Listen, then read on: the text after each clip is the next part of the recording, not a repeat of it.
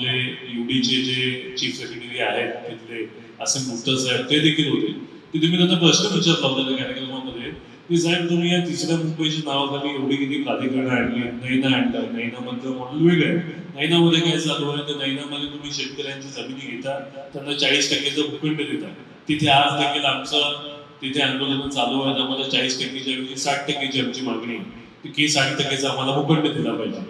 आज तुम्ही तिथे टाउन प्लॅनिंग स्कीम करताय. टाउन प्लॅनिंग स्कीमच्या मार्फत तुम्ही 60% जमीन स्वतःकडे घेताय, 40% भूखंड तुम्ही शेतकऱ्यांना देताय.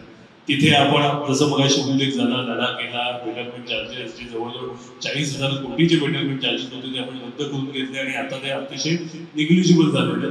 जे पूर्वी एखाद्या शेतकऱ्याची 1 एकर जमीन असतं 3-3 कोटी रुपये भरायला येत होते, ते आता तुम्हाला 10-20,000 रुपये इतके कमी झालेले आहेत. त्याच्यामुळे तो तिथे बदल घेतला. दुसरं तुम्ही मॉडेल आणलं MSRDC, जे तुम्ही खालापूरच्या मुंबई पुणा हायवेच्या लगतची जेवढी गावं आहेत ती MSRDC मध्ये 84 गावं तुम्ही टाकली. याच्यात पनवेलची आणि खालापूरची दोन्ही कडची गावं आहेत.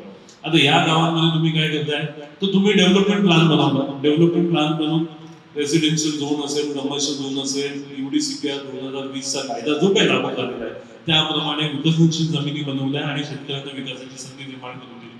पण तुम्ही आता इथे MMRDA मध्ये न्यू टाउन डेव्हलपमेंट अथॉरिटी म्हणजे 100% जमिनीचं अधिग्रहण करून देणार